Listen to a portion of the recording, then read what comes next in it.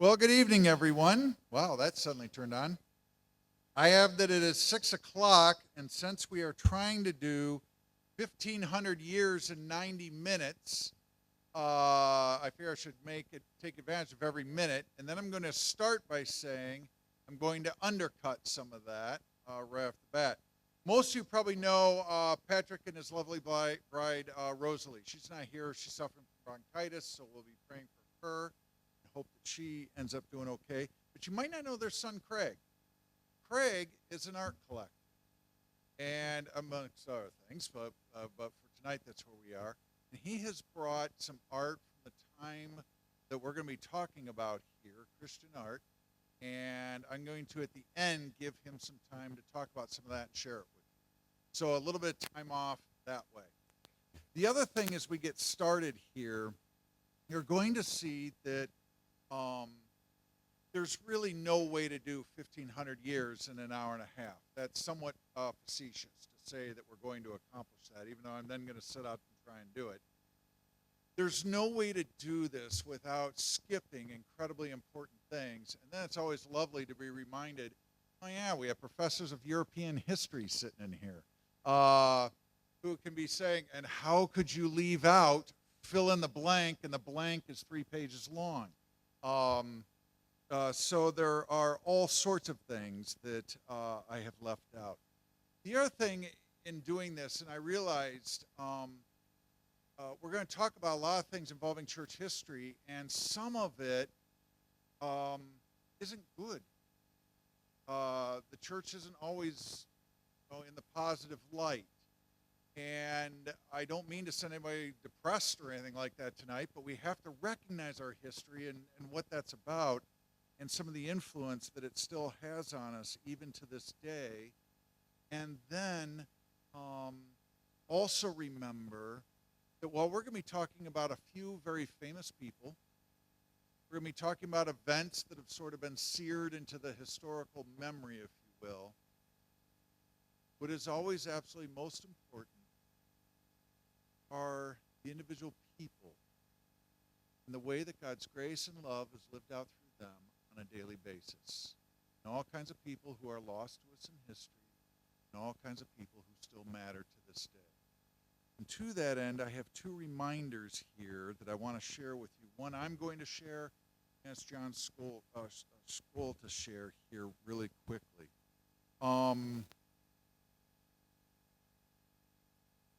I had 2 very dear high school friends pass away in the last 2 days. 2 of my high school classmates. One of them, Lorraine Allen was her name. She went by Rain all the rest of her years now. So I just knew her as Lorraine, but she was Rain. She was my date to the senior prom. We went as friends. We were both in track and cross country and things like that. We were just buddies, and we went together, not so much as a dating thing, but more of just, go as buddies and have a great time. And we did. And she just ended a multi-year battle with cancer this week. And my goodness, she fought the good fight, not only on that, but also in her community and in her faith over these years. And I just found out a couple hours ago that she just passed. And then yesterday I found out that my dear friend Patrick Murphy, you can guess what nationality he might have been. He was the 11th, I believe, of 12 children. And again, just a dear friend. And he ended up getting his PhD in child psychology and ended up working largely with middle school age and younger children in a school systems right near where I live. And there was a point there in her middle school years where Abby went through a pretty tough time. And I always called him Murph. Murph was there for her in a huge way. And I was so deeply thankful at the time, and I'm glad I got to tell him that. I most recently spoke to him about, 6 weeks ago, whatever it was, 7 weeks maybe. And we had no idea he was sick. He had no idea he was sick. It was just one of those very recent diagnoses. And then, throughout all of this church history I'm going to cover tonight, we're going to miss all of the incredible folks who have lived their lives over this time span we don't hear about in history, but each and every one of them so incredibly important. And then as John starts making his way up here, John, you got to come to the microphone. You can't do it from over there. He's going to bring a picture, and as he brings this picture forward, when I first looked at it, I'm like, oh, cool, John's a picture of tractors. Whoever would have guessed? And then I thought, wow, that's a lot of tractors, a lot of combines going along there. Just for a commercial or something? Then I'm going to let John tell the story behind the picture. John?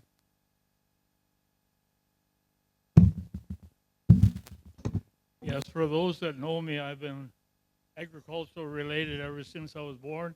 This is a picture taken in North Dakota, where I come from. A family that I've known since I was a baby, I guess. But anyway, about 20 years ago, he developed brain tumor to where he wasn't going to be able to take off his crop.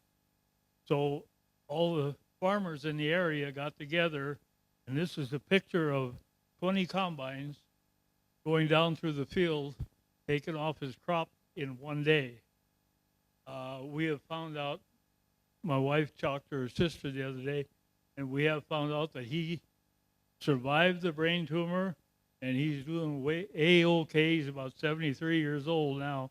But anyway, it was one of those things that in North Dakota, when something happens, everybody gets together and takes care of you. So this is 20 combines going down. Don't take long when there get that many going. Thank you.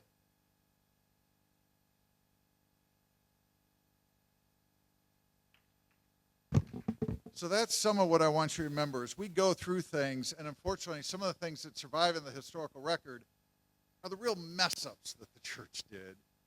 Don't leave here depressed tonight about some of those things, but instead continue to celebrate. And again, so many stories lost to us in history that make a real difference. Also tonight, we'll have some fun, poking fun at some of the things that go on here, because sometimes church and its people can be downright silly. All right, so starting right there on page 1.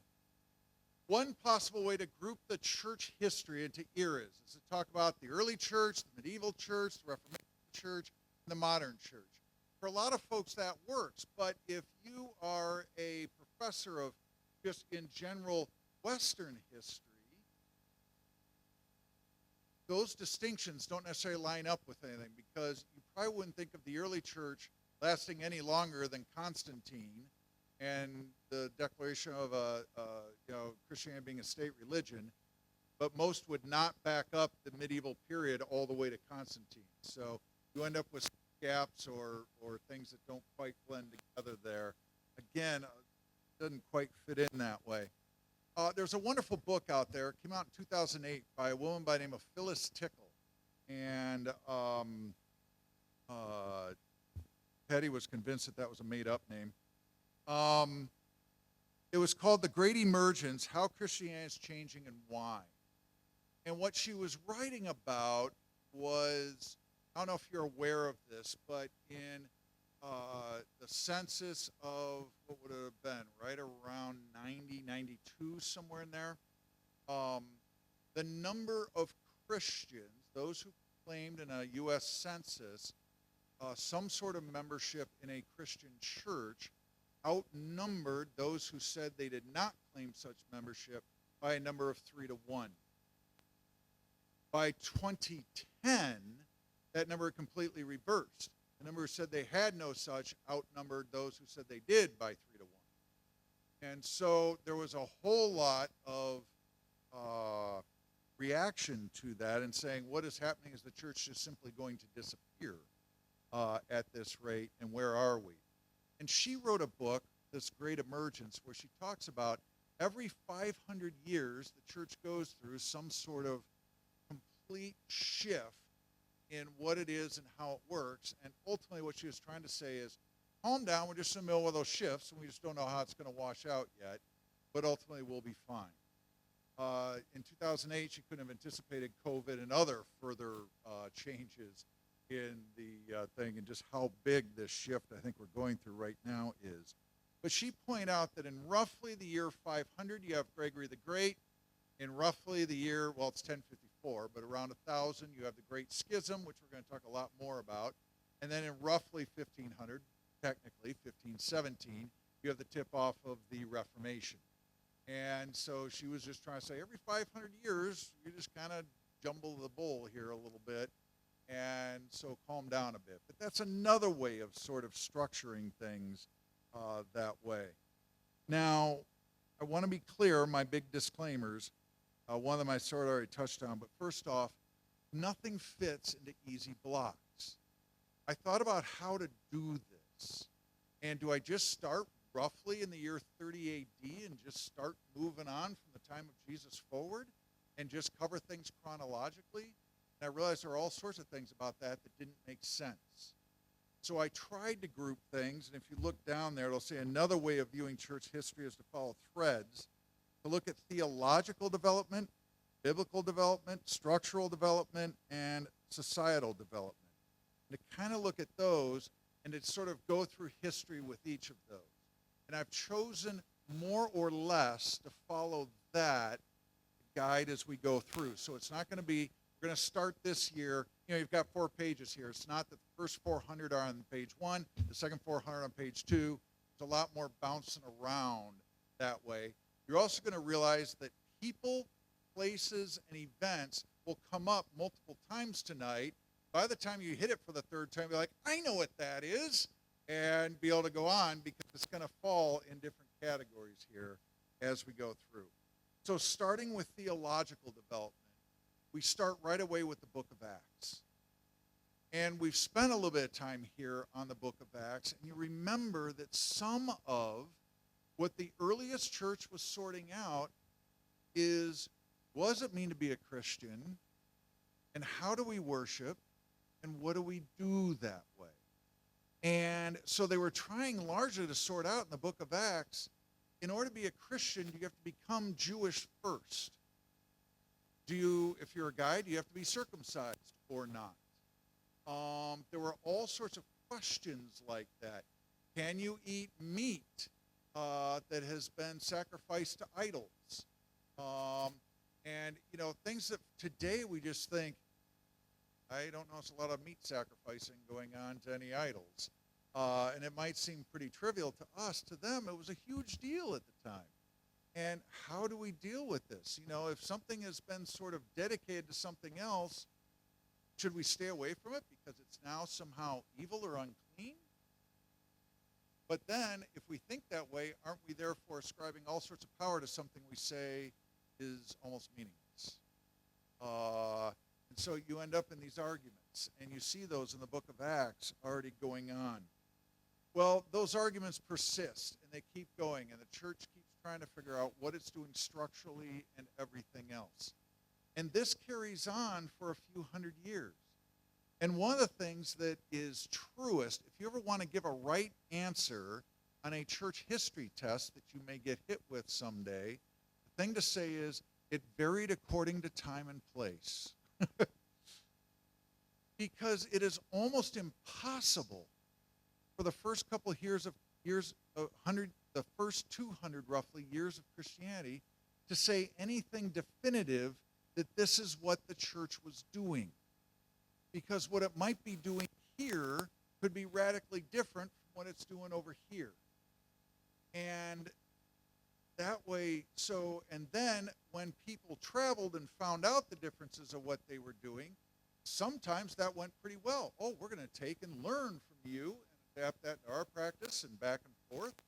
Other times it led to immediate conflict. You're doing it differently from me. Therefore, you are wrong.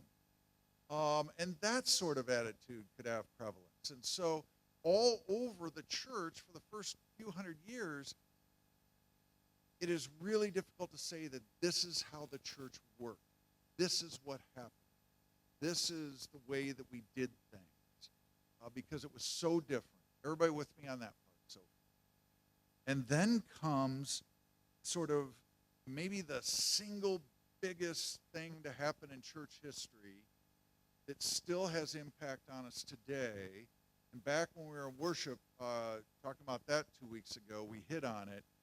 and it is Christianity becoming the so-called state religion of the Roman Empire. When that shift happens, then it becomes a whole lot easier to say, this is what was going on in the church.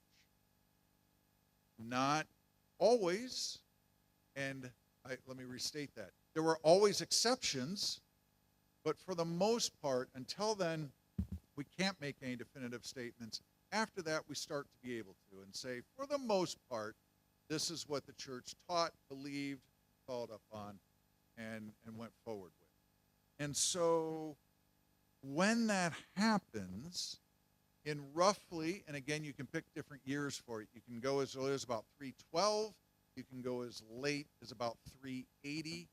But in the 300s there, as the Christian church becomes the state religion, we start to have some degree of uniformity going on. And what happens is they start calling together the councils. Now, a council is a meeting of people that were invited to come together to sort of decide the issues of the day.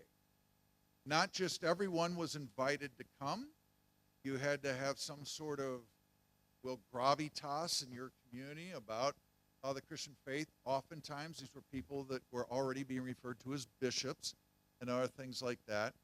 And they would come together for these meetings and try to then issue a statement saying, this is what we believe, this is what we're going to teach, this is how we're going to act, this is how we're going to do worship. All sorts of proclamations like that start coming out of these. And the main reason behind these councils going on is Constantine was saying, well, I'm going to tell everybody in the empire they have to be Christians. We got to tell them what it means to be a Christian. We got to be able to tell them, okay, now you're a Christian, what do you do? What do you say? What do you think? What do you believe? All that kind of stuff. And so they had to actually start codifying this and make it clear. So the first of the great councils, and I'm at the bottom of page 1, was the Council of Nicaea in 325. Now, where do you often see the word Nicaea or a variant of that in church today? Anybody know? The Nicene Creed. Now, you might think that the Nicene Creed came out of the Council of Nicaea. That would be incredibly obvious, kind of true, but not really. It actually comes later in 380, is when it's actually codified in the form that we have it today. But in 325, the sort of core structure of it was put together, and the statements of faith that came out of there really tried to say, this is what it means to be Christian. Now, if you go on to page 2, about 4 lines down, you're going to see where I have simply a little underlying thing there saying the heresies. And then I have, a whole list there starting with Gnosticism going across. And there are more. There are plenty more. The vast majority of these heresies had at their root, who is Jesus Christ? How to describe who he is, or if you want to almost get sort of gross about what he's made up of. What is the nature of his divinity and his humanity? Now, I want to be clear about the word heresy. If we're going to talk about a heresy, what that means is something that is either mostly true or at least has a bit of truth to it, and it's close enough to truth that it almost becomes sort of intellectually seductive to others and takes them down a false path. But it has at its root an understanding of truth, an element of truth, at least a grain of truth, something there to it, or even it can be mostly true, but just off by this bit that makes it wrong. A heresy is not something like everybody named Pearl doesn't belong in the church. That's obviously something that is just stupid and wrong. That's not a heresy. That's something that's just flat out false. You get the distinction there. A heresy has that part to it where you almost got to kind of peel back to find out what's wrong with it because a good chunk of it is true. All right. So these councils largely addressed heresies. Now, as we go to the Council of Constantinople in 381, that becomes, even though we don't have a Constantinopolitan creed that we confess, that's actually the council from which the Nicene Creed came out of. And so everything that had been worked on at the Council of Nicaea was forwarded to this council, and it's sort of where they said, okay, we finally got this in final form, here we go. So think of Nicaea as being, and we can do things much faster now because we're not traveling over vast swaths of land with very suspect sources of transportation. But picture having a get-together in an office one day, and you start working on something, then you tell everybody, okay, go away, work on it, send each other emails, we're going to get back together in a week, and we're going to get this into final form, bang it out, get it done. That's sort of what they did. It just took 60 years. So from 325 to 381 for them to get there. And what was the guiding thing that made that happen in 381? More on that later as we get into some of the structural development stuff. But then came the Council of Ephesus in 431. Again, that one mainly rejected some of the heresies that were out there about the person of Jesus. And then the one in Ephesus in 449. Now, no serious scholar of church history would have listed these 5 councils together. A serious scholar of church history would have put 4 of them there, leaving out Ephesus at 449. Why is that? Because the council in Ephesus in 449 actually endorsed a couple of very key heresies, and was later called the Robber Synod by an outraged pope. And it was characterized by, and I love the way a contemporary put it, unruly, violent monks from Alexandria that disrupted all the proceedings. And then Emperor Theodosius I had his troops parked outside, making sure things went the way he wanted them to, which was in favor of one of the particular heresies of the day. And so we have this council that gathers together to decide what it is we believe. And at that council, they have people there, think of them as thugs for Jesus, who are there beating people up in order to get their way, and they got their way, and then 2 years later, the next council basically takes all of what happened in 449 and says, that never happened. We are striking all of that. We're doing it this way instead. Now, that next council, you can pronounce it a couple of different ways. You'll hear it both Chalcedon or Chalcedon. You can really do it either way. It's fine. Basically, it is a small town just outside of modern-day Istanbul in Turkey. And the council that met there is another one, and I guess I'm going to ask for just a show of honesty. Have any of you ever heard of this particular council before today? 1, 2, well, the history nerds, there you are. I guess we just had an outing here. It is one of the most significant sort of events in the theological life of the church. And it settled an issue to the point where it's not really, to any significant way, been really debated since. And all of Christianity, East, West, Orthodox, Catholic, Protestant, down through the various parts of the modern church, for the most part, all of us have accepted the results of this council as being a true expression of it. Now, here's what they settled. Personhood of Christ. Truly divine, truly human, fully divine, fully human, but one person. What some of the various heresies tried to say is, no, there was sort of the divine side and there was the human side, and they were almost like split, almost like a split personality. There were some that argued, one was that Jesus was almost entirely divine, and that whatever part of him was human in the incarnation, and he had this wonderful way to describe it, was swallowed up like a drop of wine in the sea. Oh, that's quite an image, isn't it?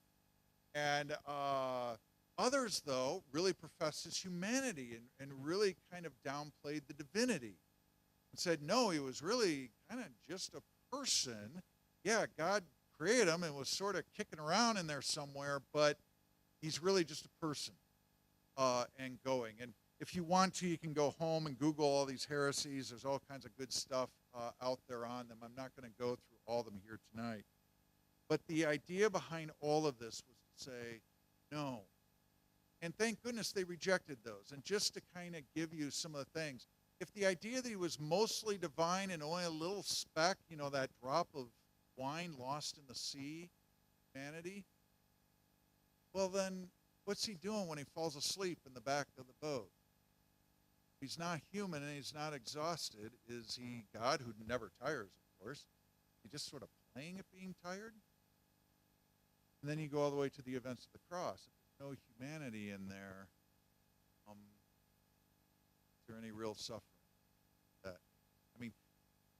If he's mostly to almost completely divine, we lose that.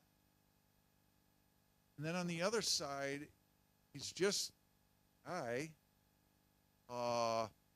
Then why aren't there a whole bunch of other Jesus run around? Why doesn't every generation produce their own? And if we just have enough suffering, we sort of make the atonement happen. All that kind of stuff.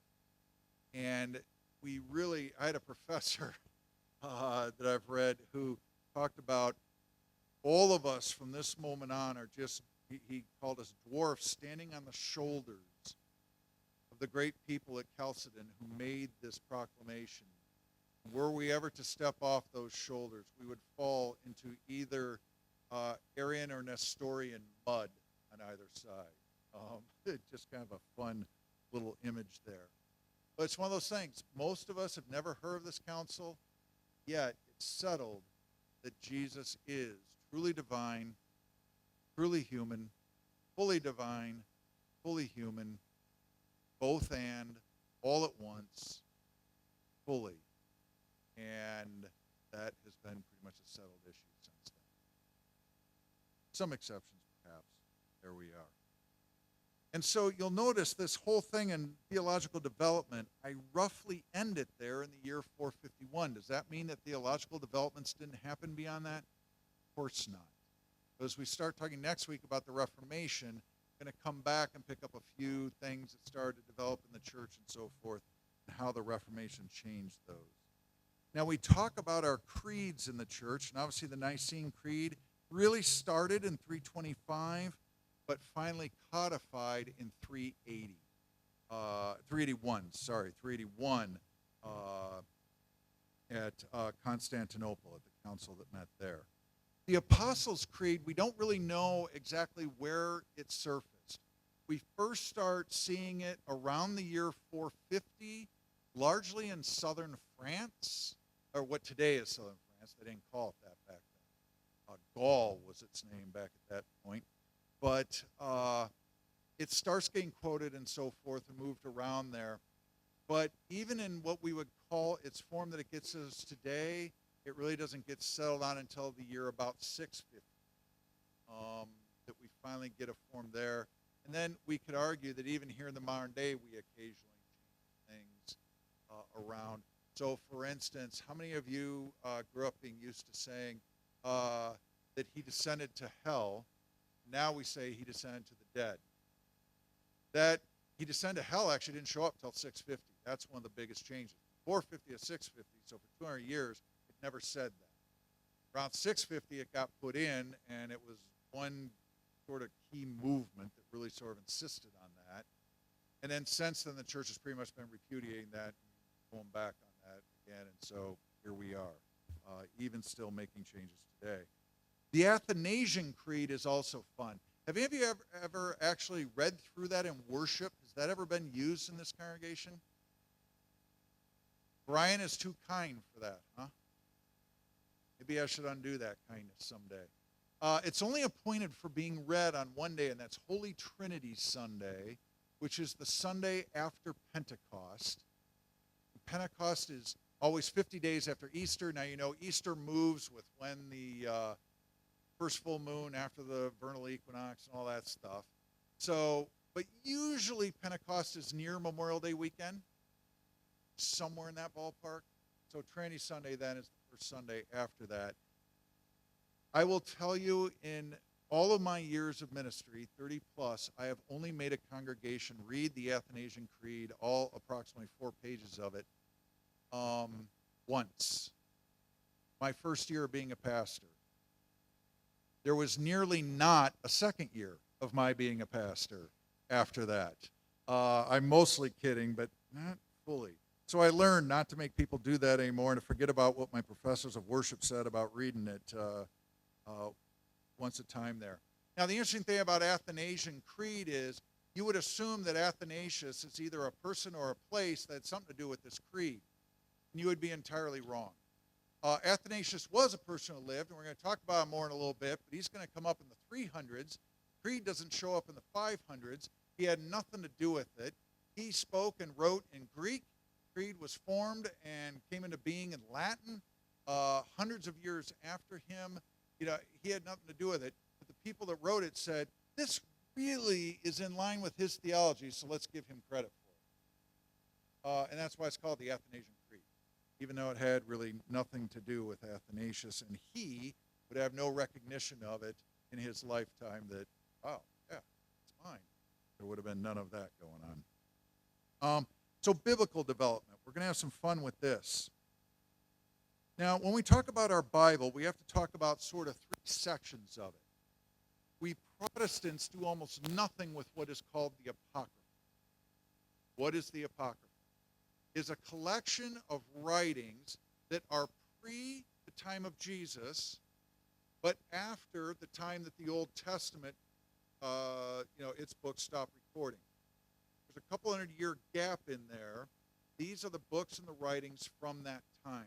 If you want to learn about the Maccabean Revolt, you want to learn about different things like that, that stuff is in these books. Jewish scholars, rabbis, and such, sort of agreed upon roughly a couple 100 years before Jesus on what we would call the 39 books of the Old Testament. Said these are Hebrew scriptures. They divided them into roughly 3 categories. The Torah, the first 5 books of the Bible, Genesis through Deuteronomy. And then they had what they called the prophets, both the major and minor prophets. And then they had what some would just call the other stuff, the poetry, so the Psalms, Lamentations, all those, some call it the wisdom writings. And so those 3 sort of things coming together, forming the 39 books of the Old Testament. By the time Jesus is around, that's pretty much an agreed upon. Now, they didn't call it the Old Testament, of course. They call it the Hebrew Scriptures. But it was pretty much agreed to by the time of Jesus that those are the 39. The other books that make up the Apocrypha were also grouped together and were under a heading of, these aren't elevated to the level of Scripture, but they're good to read. And it would profit you to read them. You should read them, or keeping them collected and kind of alongside, but they're not the Scripture. And that was pretty much decided by Jewish scholars before Christians came around. Then the Christians get involved and got to start figuring out what the New Testament is going to look like and what books are going to be in Scripture. And I'm going to race through some names here of people that, again, any serious student of history would say, Sean, you should be spending at least an hour and a half on each of these names by themselves. So Clement of Rome recognized 8 books that he considered to be what we would call New Testament scriptures. Polycarp, by the year 108, took that all the way up to 15 books. But you notice by 115, you have Ignatius saying, now we're back down to 7. Now realize something here. It is possible that Ignatius did not know about the Polycarp's declaration of 15 there. Because again, time, distance, and all those things, it looks like to us on a linear sort of timeline here that we went backwards. We went from 8 to 15 to 7. What the heck happened? It is possible, though, that one doesn't know about the other and what they're doing as we go forward. It's not necessarily a repudiation. By the time that you start approaching the year 200, there starts to be more of a coalescing. Irenaeus, by 185 AD, had 21 books. By the way, we're at 27 today, just so you know the number that we're kind of getting to here. Hippolytus in 235 had 22 books. There was actually a gathering of people in the year 170 who tried to say, this is the New Testament. This is what we're going, or this is the Bible. This is what we're going to accept. And what they accepted was everything that's in our Bible today minus book of Hebrews, book of James, 1st and 2nd Peter, and 3rd John. Now, I want to be clear. They looked at all those books and said, no, thank you. It wasn't that they didn't have access to them. They had access to them, but they looked at them and just went, nah, we'll leave those out. And then they included one that we don't include today called the Apocalypse of Peter. Now, you get to a council, Laodicea, in 363 AD, that says, here's the Bible. The Old Testament has agreed, 39 books. Only one book of the Apocrypha did they say it was worth bothering to read. And then they had 26 books that are in our New Testament today, but they left out Revelation. Again, they had access to it. They looked at it and they said, nah, no thanks, we'll pass. And moved along. And that pretty much came close. 4 years later, Athanasius, you remember this guy now from the Creed? Here he is popping up in 367. He was a bishop, and he wrote an Easter letter that he sent out to everybody, and he said, here is my list of what you ought to consider your Bible. And believe it or not, in the year 367, he had exactly the list that we have today. You were to open your Bible today, and he included the Apocrypha as, not really scripture, but good to read. It's exactly what you would find today in the year 367. However, it wasn't until the councils of Hippo in 393 and Carthage in 397 that then gets, 30-some years later, officially proclaimed, this is the Bible. Now, even though that gets proclaimed, and let's just say, for rough purposes here, the year 400, we finally have the Bible together. That doesn't mean that it was always there. There have been significant points in history when people have thought we really ought to shake this up a little bit. So let's go with somebody that you've heard of, Martin Luther. He once proclaimed, and sorry for the saltiness of this, but Luther was not always what you would today call PC. He said if he was ever stuck in the tower, now you have to be clear, the tower is where you use the restroom. If I was ever stuck in the tower without, and here I'll just put in our language, toilet paper, but I had my Bible with me, I would have no problem because I could just rip out the book of James and use that. Luther wanted the book of James out of the New Testament. Had he gotten his way, it would not be there today.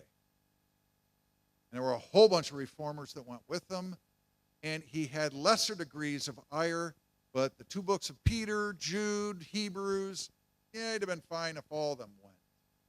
He thought we ought to get back to a pure canon from an earlier time and get rid of some of these suspect books. Now, none of those proposed reforms ever went through, and we've pretty much stayed there. Let me throw out another name that you might be familiar with, not necessarily from church history, but Thomas Jefferson. Anybody ever heard of him? It is fascinating. You can actually go to Monticello today and see his Bible. He took, and the best the scripture is a razor blade, an X-Acto knife, and he actually cut out the parts he didn't like. And then he decided that that was making his Bible too hard to read, so he got another one, cut out the parts he did like, and assembled them somewhere else. That man would have loved to live in our era of cut and paste, but he didn't have that. But he very painstakingly went through and did that. And different people and cultures and everything else of many different times and places sort of messed with the Bible that way, in terms of saying this should be or should not be in there. And moving forward. But really, since 393 and 397, the Bible has largely been how we have it in terms of its content. Moving on to structural development. In the early church, it's fascinating to try and figure out, when do people looking in at what's going on in the religious world of their day start to recognize that there are differences from Jews and Christians? Because within the church, it was pretty self-evident at all times. But to the outside world looking in, we sometimes wonder, when did they start making distinctions? Well, in the year roughly 90 AD, so only about 60 years after Jesus, again roughly, Pliny the Younger is writing about these Christians who are doing things and very clearly making distinctions from Jews. In the year 103, Roman law in the empire made a distinction that Christians have been rejoicing about ever since. If you were Jewish, you had to pay an extra tax as part of the Roman Empire. In 103, Christians were made separate from the Jews and no longer had to pay the tax. They were seen as being a distinct group, not subject to that tax. And so if you want sort of a firm point in history when somebody in authority said, these two are now separate and distinct, you can look at Tax Code of 103, and there you go. Leave it to the tax people to figure that stuff. Moving on in history, we come to Constantine. Now, many of us think about persecution under the Roman Empire. Many point to the time of Nero, when he sort of accused the Christians of starting a fire under which most of Rome burned, and then he went around burning a whole bunch of Christians that way. But again, Nero is happening only a few decades after the time of Jesus. Diocletian, which were probably some of the harshest, nastiest, and most thorough of persecutions, happened hundreds of years later, in the late 200s, going all the way up to the year 311. Some don't start them till about 303, but really even the late 200s during but then getting all the way to 311. Now, the Emperor Galerius, as he was dying and nearing his deathbed, he ended the official persecutions with the Edict of Serdica and said, enough's enough on that. In the year 312, Constantine is not yet emperor. He's out fighting the battles to become the emperor. Who's going to be emperor is a contested thing. And at a battle at the Milvian Bridge, on the night before it, he has this vision where he sees a glowing cross rising on a horizon and saying, under this symbol, you are going to claim your victory, and says he heard the voice of God. So that you can argue that he converted, therefore, in 312 on the eve of battle, a battle in which he was supposedly pretty severely outnumbered and really had no chance of winning, and he won it resoundingly and goes on to become emperor. And then, not just saying that we're not going to persecute you anymore, like the previous edict under Galerius said, but he actually forbids Christian persecution and proclaims religious freedom not only for Christians but for others as well. And he does that in 313. And in 313, it is known that he is a Christian, although he personally holds off on being baptized, so if you will, really becoming a Christian, until his deathbed in 337. Now, many history scholars will debate, why did he hold off? And sometimes I buy the simplest argument. He knew he had a whole lot of business to do in order to become emperor and then remain emperor. And much of that business would be in contradiction to Christian morals, faiths, and beliefs. And he wanted the freedom to be able to act that way without sort of being in trouble with his faith. And he was not enough of a hypocrite to fully claim Christianity by being baptized and still acting that way. And he waited till his deathbed when he no longer had to do that stuff, got baptized, and then died. So when people talk about the conversion of Constantine, you can be talking about dates anywhere from 312, before the battle, 337, when he's baptized on his deathbed. Notice our crossover with dates on the councils, though. 325 is that critical Council of Nicaea. Constantine is the one who calls it together. And as emperor says, all you bishop-type people are going to get together and tell us what we need to know, believe, and everything else. So here he is as the emperor directing this council to actually get together and do its work, when he himself is not yet actually baptized.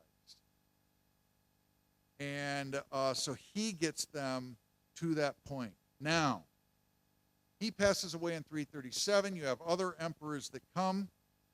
And then in 380, Theodosius I declares in the Edict of Thessalonica that the Christianity as stated in the Council of Nicaea back in 325 is the state religion. Constantine never made an exact proclamation and sort of made it the law or the rule. He lived that way. He encouraged everybody to do so. He sort of made it happen. But the official, actual proclamation happens in 380 under Theodosius I. And, fun fact, it happens on February 27th of that year, which is coming up, a week from tomorrow, I believe. So we can have a special gathering to celebrate that day or to decry it, whichever way you think is most appropriate, coming up here. But you notice then, again, going back to your councils, they get together in 381 at the Council of Constantinople. Why is that? Because in 380, they got declared to be the official thing. And hey, back in Nicaea, you were supposed to have gotten all this stuff done. You still haven't gotten it done. You're late with your homework. Hurry up, get together, and get it done. And so you have the Council of Constantinople in 381. Just a little bit late, just a year after being declared, they finally get there and are able to say, this is what the faith is. And the Nicene Creed then comes out of that council in 381. It doesn't take long for this to turn ugly. When you're looking at 1,500 years, 10 years is just a little drop in the bucket. But in 391, Theodosius, the same Theodosius I, closes all non-Christian temples and places of worship. There is some debate over whether that also affected Jewish synagogues or not. That seems to be it did over here, but not over here kind of thing going on there. But it didn't take Christianity very long to go from being one who was on the outside being persecuted to suddenly becoming the persecutors. Because it's one thing to just say on a little black and white piece of paper here, oh yeah, it closed up all the other places of worship. It's another thing to know what that actually looked like. The confiscation of property, the killing of people, the destruction of lives, everything that went into it, and it could be pretty horrifying at times. So 10 years is really all it took for that to happen. Now, something else that we need to know about in European history, where we start talking about the Roman Empire, it gets confusing pretty darn quickly. Because in the 300s, you end up with Rome really having two capitals. Constantinople and Rome. So real quick, looking at our map, can everybody see my little red dot? Rome is right up in there on the western coast of Italy. Most of you probably know right about where Rome is. And then modern-day Istanbul, which was Constantinople, is over here on this connector between Greece and Turkey. And the main part of the city is actually almost like a little island there. It's got two bridge connectors to it, land bridges. But highly defensible was one of its things. But that's where Constantinople is. And in the late Roman Empire, the emperors, for the most part, preferred being in Constantinople for a few reasons. And a lot of it was just they would claim better climate, but also a cleaner city, better palaces, better just about everything else, and just more comfy to be in. And, oh, by the way, Rome, over the years, as an empire, had really managed to tick off just about everybody in the known world, and just about everybody had a bullseye on Rome, and nobody really cared about Constantinople that much, and so let's leave some people behind in Rome, get the important people out of Constantinople, and we'll be there. Now, I am, again, grotesquely minimizing and simplifying that period of church history, but there's a lot going on there, and of European history, where Rome ends up really with two capitals. And as you can imagine, it doesn't take long before you have two emperors. And the guy left behind in Rome with all the homework and none of the authority says, I want some of that authority, and takes it on. And so then you have Rome split between itself, fighting with itself all the dang time. And not only that, but then come what they would call the barbarian invasions. Some of us of Northern Germanic and Scandinavian descent might call it something different. But in the years 410, 455, and then again, sort of for real this time, in 476, Rome got sacked by what they considered barbarian invasions. And it was over. And in 476, the last Roman emperor, Romulus Augustus, missed a U in there, Romulus Augustus, is deposed. Odoacer comes down and he's done. That's it. And that's pretty much the end of Western Rome. But the Roman Empire persists with its capital in Constantinople from then on. We have a naming change that happens in that time frame where it becomes the Byzantine Empire.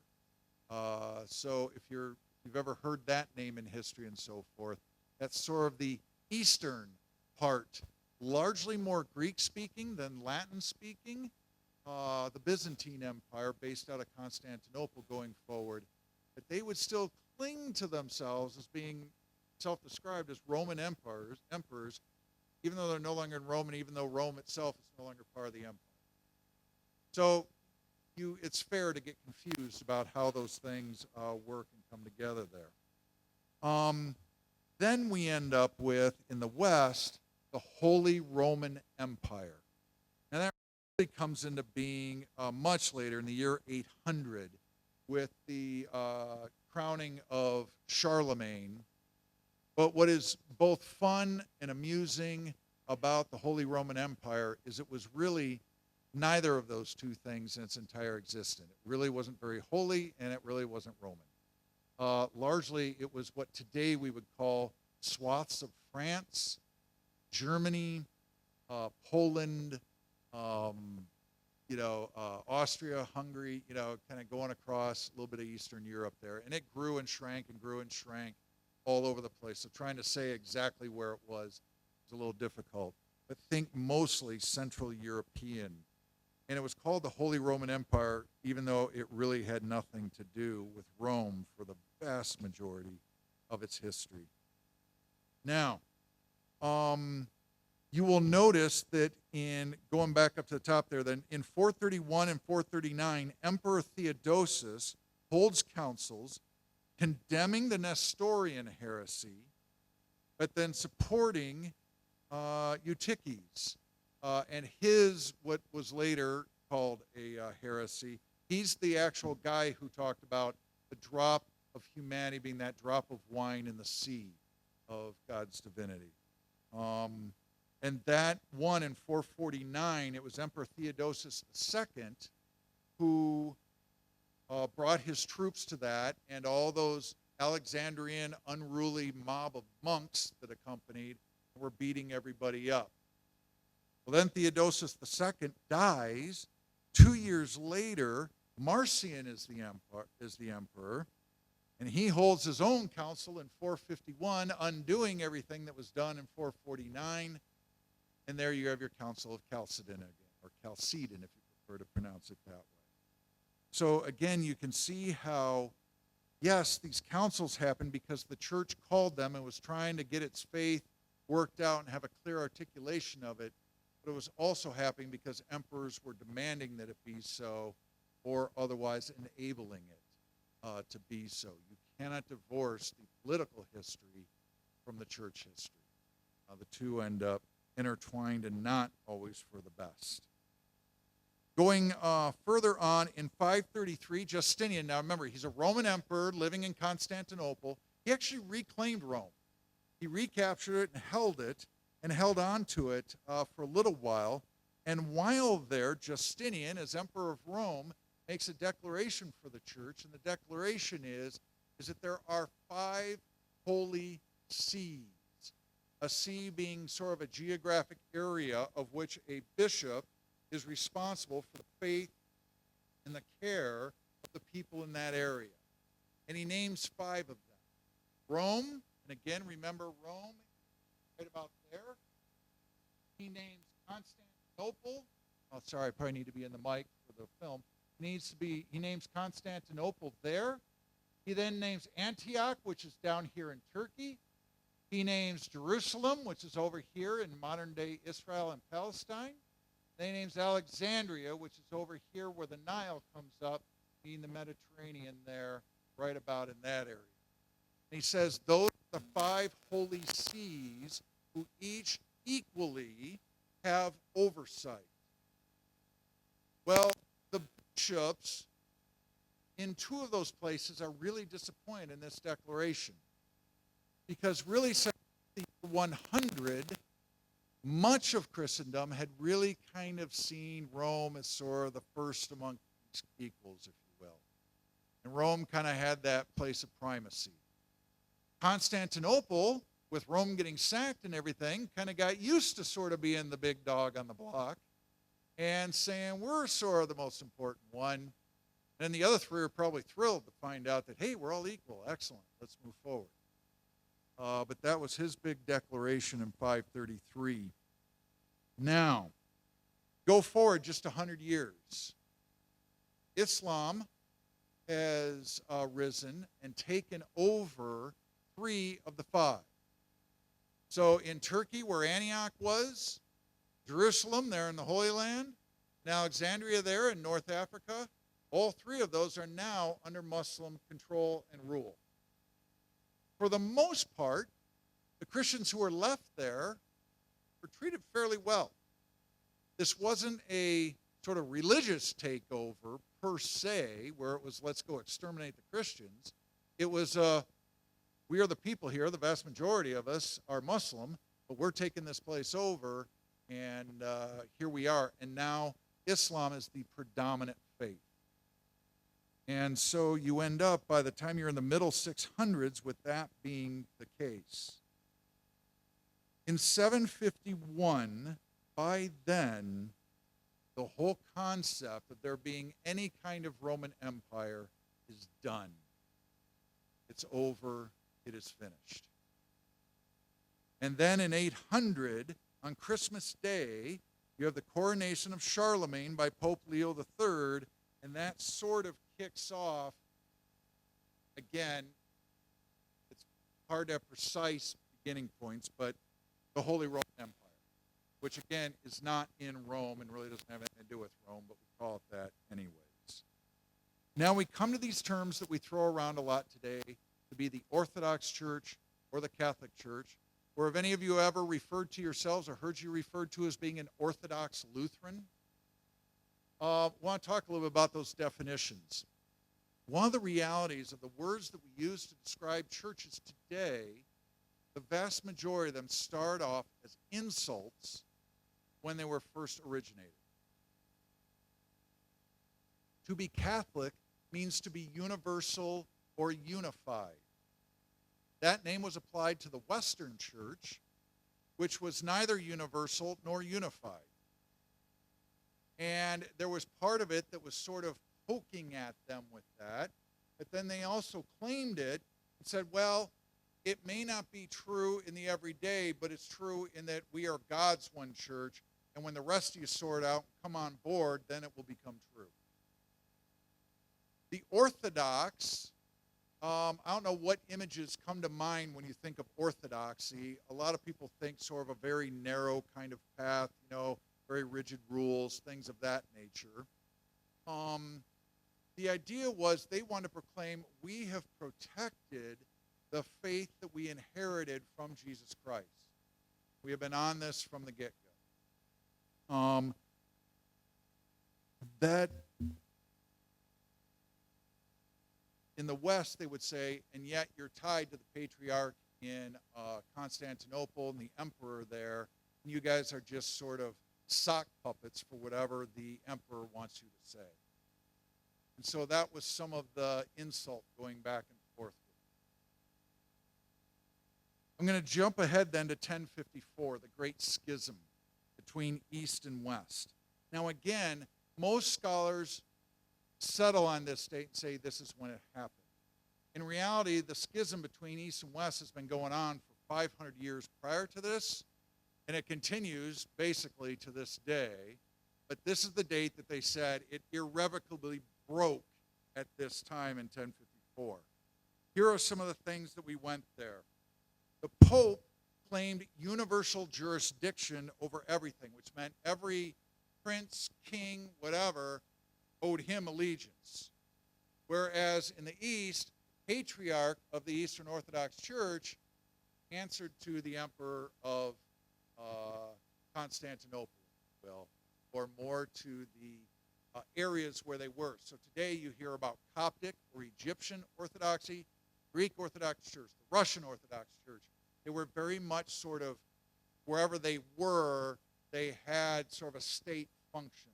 And so that was a difference between the two. The ecclesiastical structure and the role of the bishops and what they were supposed to do. I'm not going to go into all of that, but there were big arguments there. Celibacy was a big one. In the Orthodox Church, you could be a priest or, using our language, a pastor of a church and get married. There was no prohibition of that. Only the monks had to take a vow of celibacy within their piece. The actual parish pastor could get married and carry on, and they have followed that always, from the time of Jesus through to today. The Roman Catholic Church said not only should the monks do that, but also the priests need to do that. Icons. Any of you ever been in an Orthodox church around and seen, usually they're kind of flat, the image of it, but seen icons. And part of it, again, it's not unfair to say that at the time, they took an argument that was this big and turned it into something that was this big. But we do that every day to ourselves, don't we? Even just in a little spat with a spouse or a kid, we can do that. We can take something that in the grand scheme of things is this big, and we can turn it into something this big. Now, I'm not going to reduce the kind of iconoclastic controversy down to just that simple of a thing. But the idea was, in the West, they tried to say depictions of religious images and art should inspire us to greater devotion. The characterization in the East was that they're actually praying and worshiping those items themselves and attributing something divine to the image itself. And again, that's great oversimplifications on both sides of an argument. The filioque. Anybody have any idea what that is? Again, we have a history nerd or two kicking around here. In the Nicene Creed, twice we say it, the Holy Spirit with the Father and the Son is glorified with the Father and the Son. And the Son is the filioque. Basically, that the Holy Spirit sort of issues from there. And the Eastern Church argued, no, the Holy Spirit is separate from any activity of the Son and it's over here. The Western Church argued, nope, it's sort of a flow line going this way. The funny thing about all of that is what person in the midst of that argument can really claim that they know?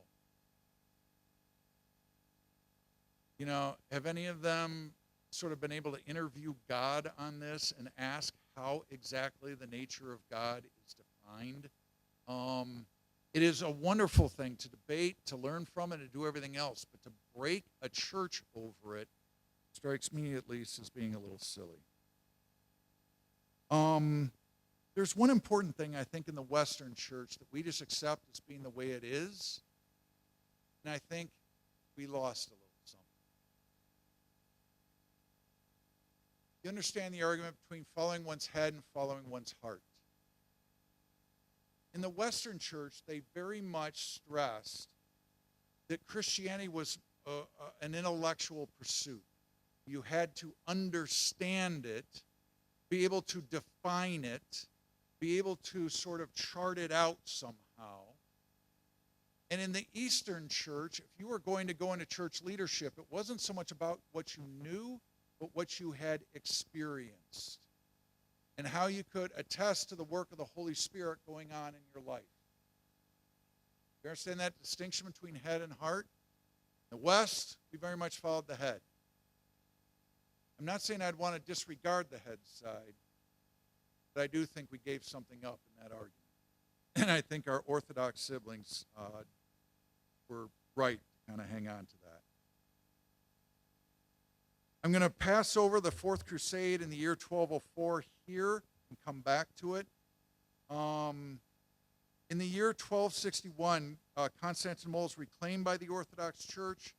And then finally in 1453, the Ottoman Empire, in May of that year, claims Constantinople, and really the capital, if you will, of the Orthodox Church switches to Moscow in the Russian Orthodox. Because from then on, the Ottoman Empire has it until you get to World War I and going on from there. Happily, it had nothing to do with the year that I was born, 1965, but maybe I should claim some of that. A joint declaration was agreed upon by the Roman Catholic Church and the Patriarch of the Orthodox Church, representing all of Orthodoxy, to lift their mutual excommunications dating back to the 11th century and all the anathemas, all the terrible things that they had said about each other. Finally, a little bit of progress. I'm going to race through monasticism. St. Anthony of Egypt, when you hear this name from about the year 250, he's often called the father of Christian monks. Let me be clear.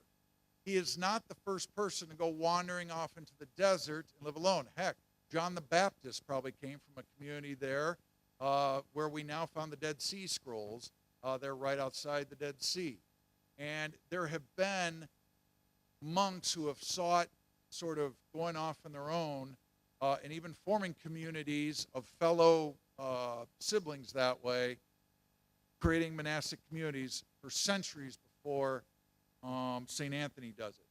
But, and here comes a name again, because he lives one of the 300s, this guy named Athanasius, he of the Athanasian Creed, but not really.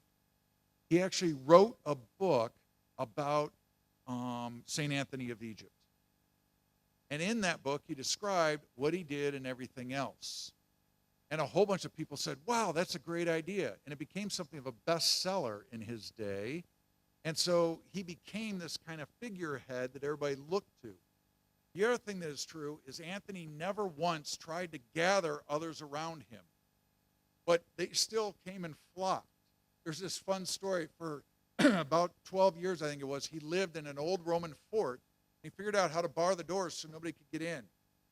Well-wishers would throw food over the walls to him. And then they started gathering outside the walls. He ended up with this whole community outside of his walls that he had nothing to do with, and he kind of wished they would go away. But they became his monastic community. Finally, he opened up the doors to the place, said, fine, we'll do this. He never intended to found a monastic community, but he sort of did accidentally. And so he gets called the father of Christian monks. He never set out to do it, and he kind of didn't, but he did. And a lot of it is Athanasius' propaganda in that book that he wrote about him. Then the first sort of brother-sister combo that then really kicked off Christian monasticism in 358 to 364, Basil the Great and his sister Macrina, the two of them created a society of brothers and a society of sisters who followed a monastic rule. Here's what it means to be together. So the rule of Basil was kind of the first articulated, this is how we're going to live together in a Christian community. Benedict comes along later. You've probably heard of Benedictine monks in 480 to 550, and has that order. The Benedictine order then is formed. Later, Augustine of Hippo in 354 to 430. But here's the fun thing. Augustine was a bishop, not a monk, and he really didn't ever live like you would expect a monk to live. But nearly 700 years later, people studying him and what he thought and his teachings and everything else said, we had to create an order named after him following his principles. So the Augustine order appears in the 1100s, even though he lived back in the 300s and 400s. So again, you can't just say the Augustinian order is about Augustine. Well, there's a number of centuries in between there, getting to that point. But you're going to learn next week about a certain monk from the Augustinian order named Martin Luther. Yep. So that's going to come up again next week there. In 1170 to 1221, Dominic and then Francis from 1182 to 1226, they actually founded orders, were very intentional about it, and actually could be pretty friendly with each other, them and their orders as they were founded. Over the centuries, that friendliness went through waves.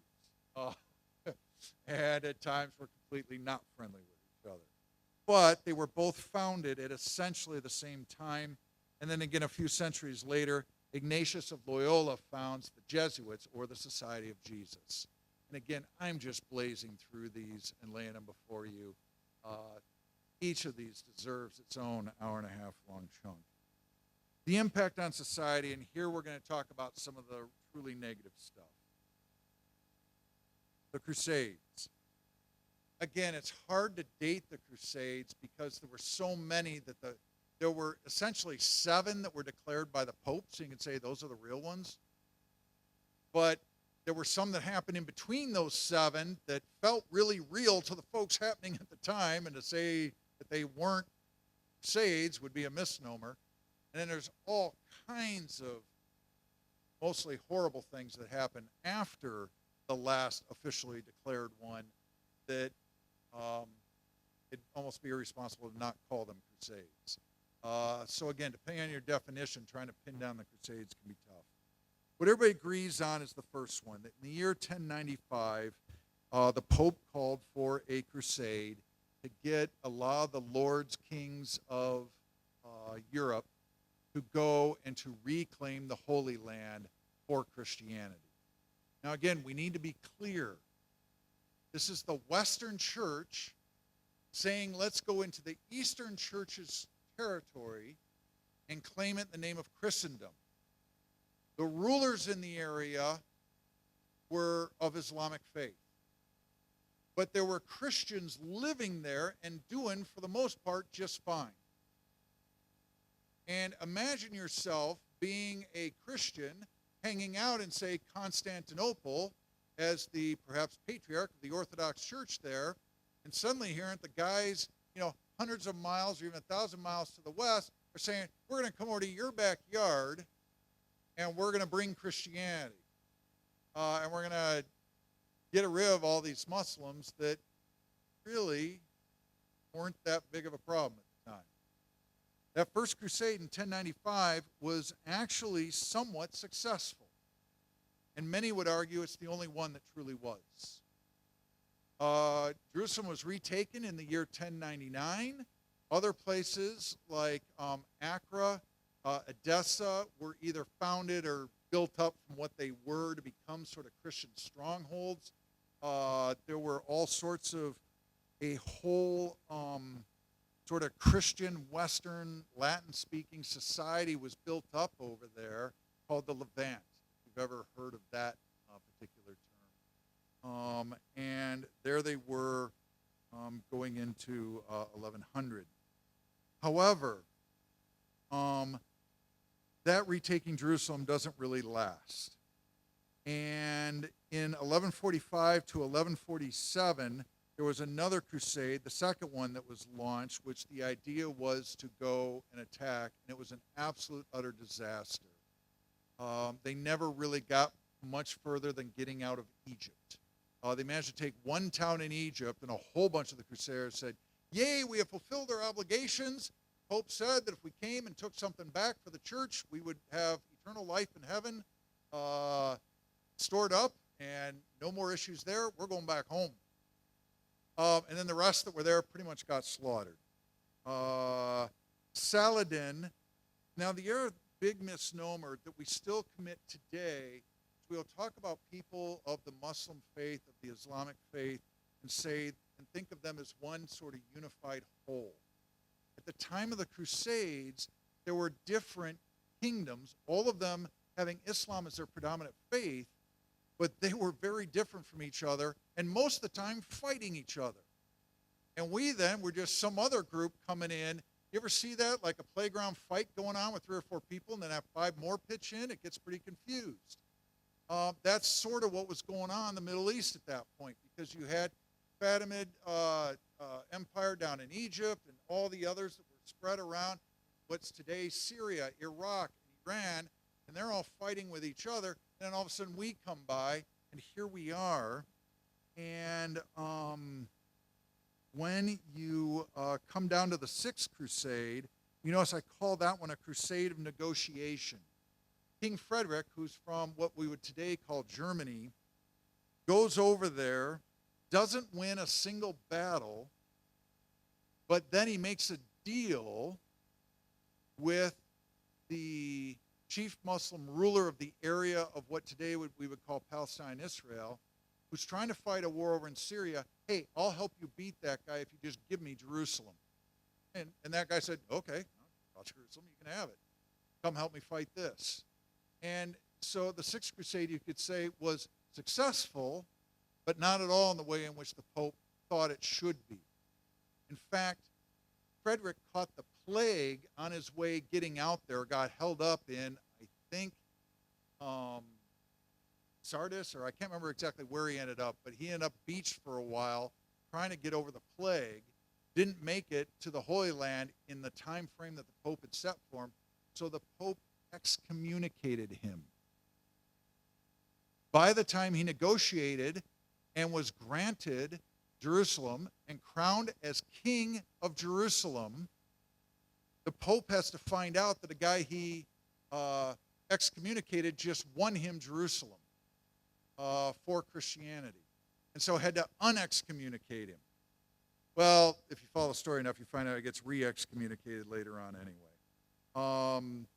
And again, just a whole lot of mess there. We have to look at 1204, though, the 4th Crusade. 4th Crusade kind of sums up where we are with these. They were often seen as big money-making expeditions, and that's really what was sort of at the base. In the 4th Crusade, Venetian merchants decided we're going to fund this thing. And in our funding of it, we expect to be repaid with a whole lot of interest. Well, the 4th Crusade had troubles launching. And now, if you know where Venice is up in this area. Down over here on the edge of the Adriatic Sea, near what today you have is Croatia and Bosnia, was a city called Zara. Zara and Venice were trade competitors out there for all the shipping lanes and everything else. The Venetians, in order to get their money back, made a deal with the Crusaders. We want our money fast. Go sack Zara on your way to the Holy Land. There's just one problem. Zara is completely Christian. And so you have a Christian crusade absolutely annihilating off the map a Christian city, slaughtering everybody, all in the name of Christ, to earn a spot in heaven. And then they continued on. Now they decided that they were going to camp out at Constantinople as a holdover before going on. Words were exchanged, different things happened, and that led to the Western Christians sacking the unsackable city of Constantinople because they were basically already inside of it. And 3 days of rampant murder, pillaging, raping, and everything else happened. That, my friends, is where the Fourth Crusade ended. Never even made it to the Holy Land. It successfully sacked 2 Christian cities and caused just incredible damage. That pretty well sums up that one. I had a buddy of mine, he is a pastor in Texas, and he said something to the effect of, you know, with the church, it doesn't bother me so much that we occasionally shoot ourselves in the foot. What discourages me is the speed with which we reload. There you go with that one. Again, you can look up some more of these crusades and see just the mess they went to. The Inquisition, I'm going to spend almost no time on it. The idea was to make sure that the faith was somehow pure.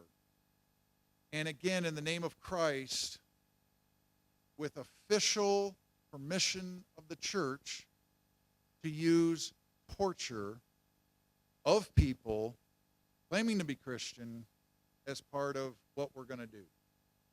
And it was absolutely horrendous. And again, trying to put dates on it is tough. Scholars argue 1184 is the date that everybody agrees because there's an actual papal bull that's declared then that sort of kicks it off and gets it going. But it keeps going, but you can go all the way to Salem witch trials. Is that part of the Inquisition or not?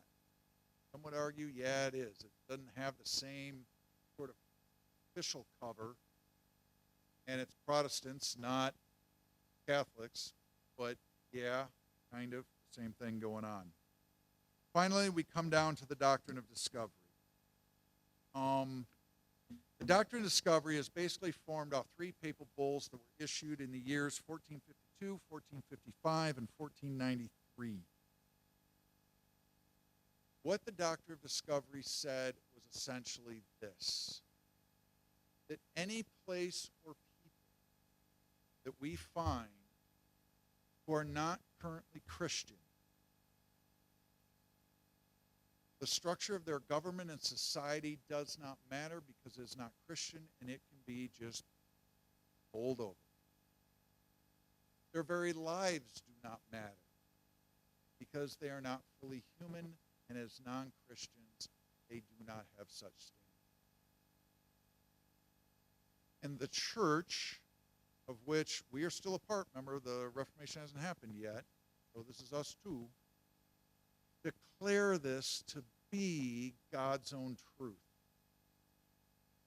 So anybody who doesn't look like us, smell like us, pass some sort of test that way, can be killed, enslaved, and otherwise abused. And that is all right and good with me. That doctrine of discovery is not repudiated until less than a year ago. And when you think about what else was happening in the late 1400s, remember a little rhyme? 1492, Columbus sailed the ocean blue.